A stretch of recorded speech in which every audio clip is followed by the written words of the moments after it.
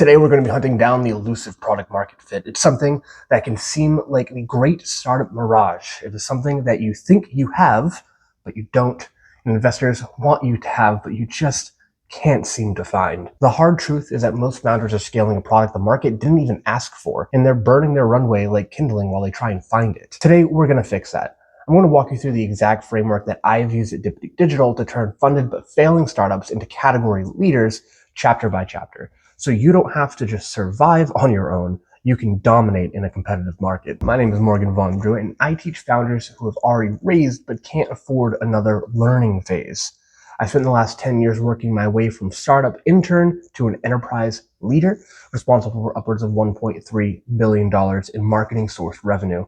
I've helped early stage startups go from invisible to industry defining using one core system. And that's primarily founder-led thought leadership. This isn't a motivational pep talk for you. It's a surgical breakdown on how to achieve, protect, and weaponize your product market fit. 5 chapters in total, all killer, no filler. Up first, chapter 1, the iterative PMF product market fit. Product market fit isn't just a milestone, it is oxygen for your business. It is the thing your company inhales every single morning just to exist in the market.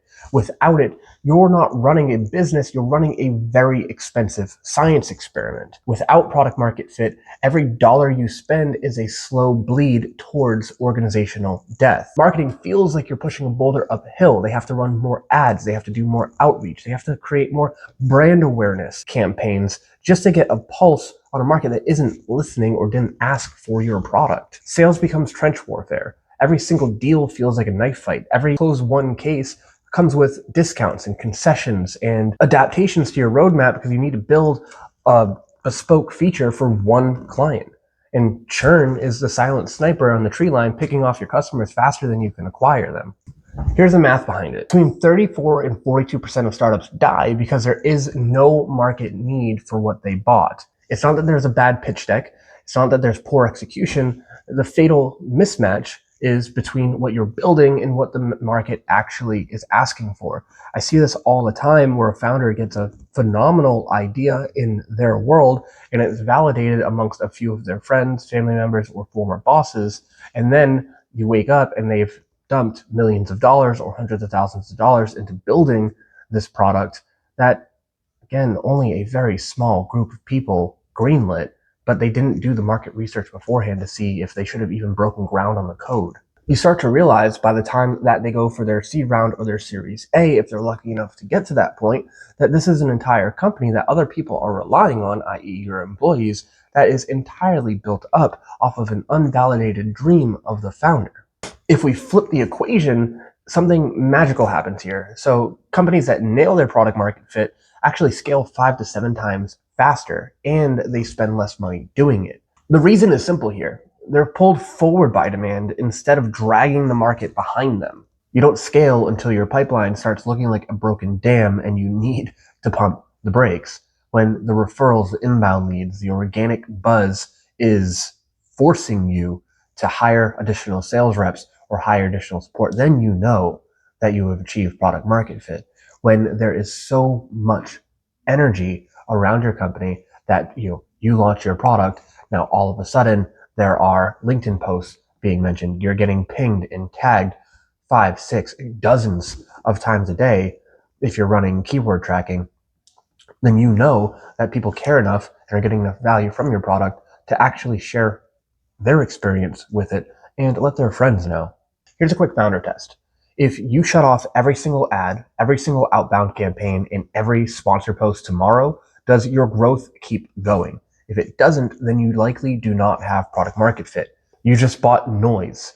And the day you turn the spend off, the music stops. If you need to be spending tens of thousands of dollars or hundreds of thousands of dollars a month on ads just to get people in the door, then you're just standing outside on a street corner waving a flag or a sign around. Nobody would be going to your shop regardless. What you need to be doing is building energy, ethos, and authority within your community that people are coming to you on their own. The founders who win are the ones who are disciplined enough to wait for the pull. Because scaling without product market fit is like turning the volume up on a bad song. It gets louder, sure, but it doesn't get any better, and more people don't start dancing because of it. Chapter 2. Product market fit is holistic and is always evolving. It is not a one-shot. Here's where most founders choke, and it's unfortunate because I see it constantly. They think that product market fit is permanent. They pop the champagne, they hit the scale mode button, and then they assume that they're locked into that rail for life. That's wrong. Markets aren't static, they're moving and they're constantly evolving. AI is rewriting industries every single quarter, and soon it will be monthly, weekly, daily. You need to adjust to customers' needs. New regulations can crush a go-to-market overnight. Buyer behavior shifts because a competitor drops a killer feature, or because the macro climate flips. If your product roadmap is always chasing the market and not leading it, that means that you can lose product market fit fast, sometimes faster than you gained it. These are the 3 levers that you need to be watching like a hawk if you want to protect your position. So 1 would be product. Your features have to solve today's pain, not last quarter's. A must-have can turn into a nice-to-have the moment somebody solves the problem first, for cheaper, faster, or more elegantly. And it loses so much more of its punch when you come in second with what will then look like a cloned version, even if you started developing it first. Number 2 would be your customer. So your ICP, or your ideal customer profile, is not carved in stone. People are malleable. Their needs change. It shifts as industries mature or as your product evolves, and as buying power moves inside organizations. If you're not reevaluating your ICP every 90 days or so, then you're running on an outdated set of intel. Number 3, messaging and distribution, which is likely the most underrated lever of the 3. How you talk about your product and where you talk about it is often more critical than what you actually sell. A great product with stale messaging is like a hit song on mute. If your narrative doesn't match the way that your market is already talking about the problem, then you might as well be invisible. Founders obsess over product market fit, but the truth here is that message customer fit comes first. If the market doesn't understand you, then they can't have a conversation with you. Therefore, they'll never buy from you. Even if you built the perfect solution, you need to be an expert communicator first. Product market fit isn't a one and done milestone for your company. It's a subscription that you have to pay and renew every single quarter, or the market just cancels you. Chapter 3 is all about the pitfalls that kill product market fit. Let's be blunt here. Most product market fit failures aren't accidents, they're self-inflicted wounds. Here's how founders typically sabotage themselves, whether they realize it or not. Number 1, they'll target the wrong buyer. So they're selling to companies instead of selling to the humans who actually sign the contracts. Go after the decision makers and the people with the buying power, not the entity as a whole. Most companies will have a persona deck that looks phenomenal in their boardroom, but it doesn't survive real conversations between your rep and the buyer. It needs to have talk tracks, case studies, testimonials, answers to whatever questions that they might have. And if a new question comes up, it is your sales job to report that question to your marketing manager. And then your marketing manager come up with a list of answers for that so they will never get stumped again. Next is premature scaling. So you hire an early stage VP of sales who comes along with 10 SDRs, and you also hire a marketing team to support them, but all before your product can even carry its own weight.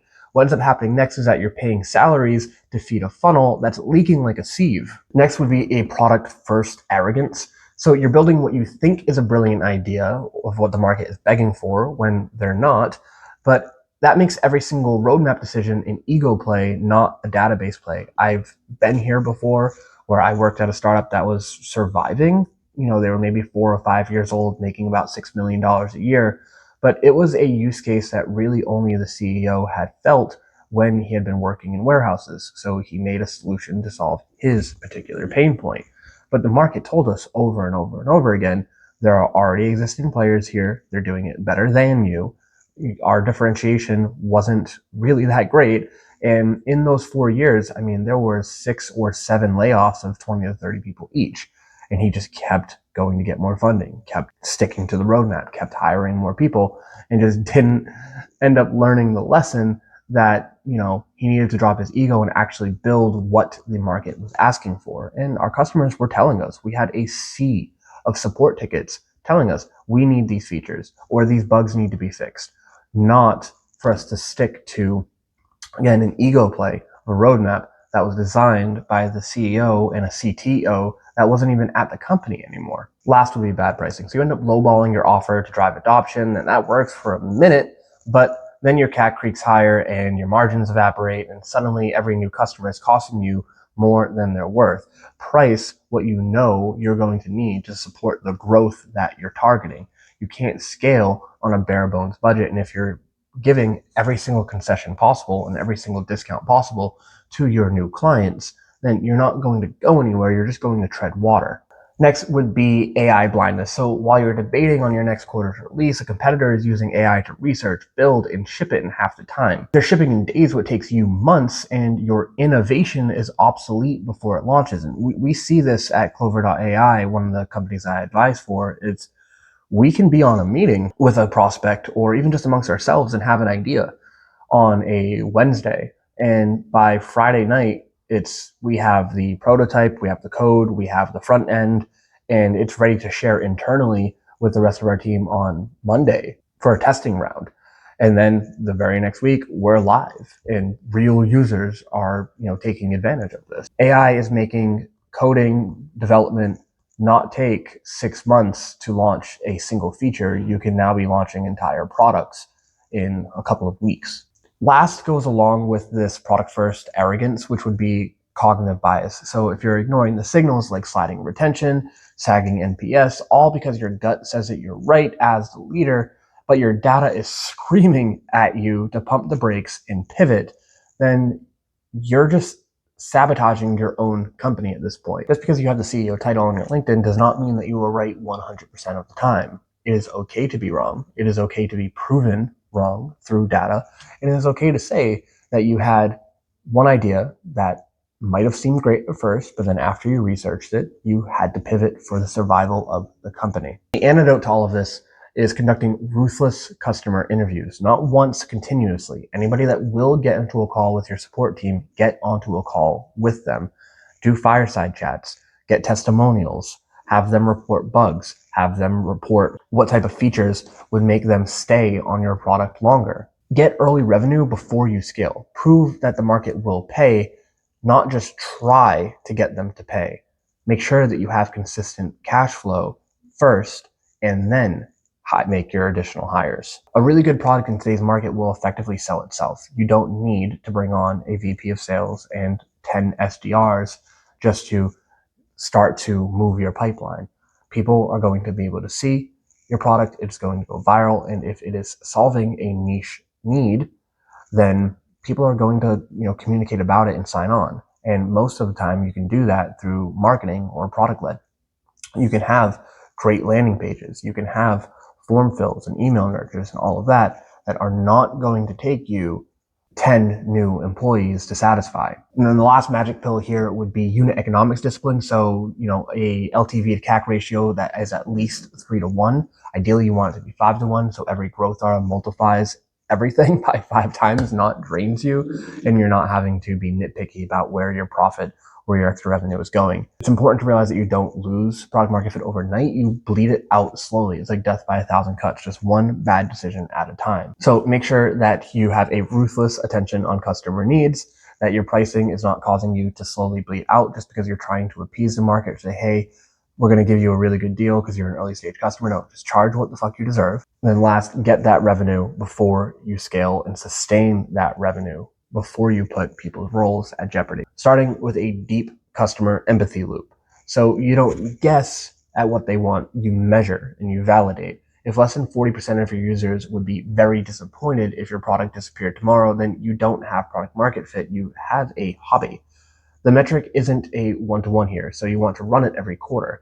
Layer on NPS, Net Promoter Scores, churn analysis, and in-depth interviews until you're hearing the exact same language from your best customers every time. Then you can repeat it back to them like a script. Start using that language in your sales calls. It starts building the narrative across every channel. So when a prospect comes in, they hear this language of exactly what value they're going to get, which again is being parroted from your customers, effectively the same ICP. Then when they sign on and they're super eager to start using your product, they get handed over to the support team, and the support team is using the exact same language. It is setting the tone and is setting the expectation of what they're going to experience and what they're going to gain from working from you. Next would be building out an MVP quickly and agile iteration. So being able to shift on a dime. Speed wins, but only if you're learning from it as you ship. Every single release is a data point, not a monument. The best founders kill features that don't move the needle, and they double down on the ones that do. Ship fast, break smart, and never confuse velocity with progress. Next would be niche domination. So owning 100% of a small segment beats scraping for 1% of a big one. You want to pick a niche. You want to plant your flag so deep that your name becomes synonymous with the problem or with solving the problem. Only after you've done that and been able to be uncontested in your category do you expand into adjacent markets. Category kings are crowned in micro markets before they go to mass. I did this as well with my agency, where at first when I came out, I wanted to just be a complete end-to-end marketing agency, doing web design, paid ads, content creation, video creation, pretty much you name it. I was like, I'll handle your entire marketing department. And what I realized was nobody wanted a jack of all trades. What they wanted was somebody that could just do content really fucking well. So that's what I did. As soon as I switched over to being, hey, we will be your thought leaders, we will be your authority engine, then more leads started coming in. They trusted it because they only want somebody that can do one thing perfectly. Now, as I scale and I start getting more money, then yeah, I'll end up going into those adjacent use cases. But for right now, I know exactly what my users want. Another point would be around your pricing discipline. So healthy margins aren't optional. They're oxygen for your business. So stop using a land grab as an excuse to underprice. Cheap customers will churn faster. They will suck up more support and they will tank your LTV to CAC ratio. So you want to price to win and sustain. You can't buy your way to PMF. I also realized this. It's a tale of two clients. I had a client that was paying me $60K a month to work with them. And I had another client who was paying me $15K over 3 months, so $5K a month. And the client that was paying $5K a month, it meant so much more to them that they were spending this, even though it was a fractional for similar service. And they were hell to work with.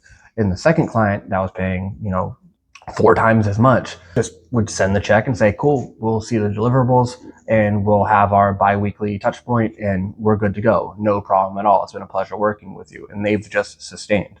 Whereas the 5K a month client was just like fighting me about every single thing. It was a complete toxic drain. I learned that lesson immediately. Another important one would be message customer fit. So your product can be perfect, shining, best in class, but if your message misses, then you're just invisible and like everyone else. Every single touch point from a cold email to an onboarding screen should feel like you've been sitting in the buyer's head for weeks. You're speaking the same language, you have the same priorities, the same urgency. Product market fit without message customer fit makes it just a secret that you're keeping to yourself. And in business, you don't want to be silent. Chapter 5, our last chapter, is about how AI can be used as a product market fit accelerator. AI is the unfair advantage in 2025, not because it's trendy, not because it looks good in your pitch deck, it's because it actually works. It compresses timelines significantly. It compounds learning. It turns months of market drift into days of decisive action. The ones that win act now. They're messy.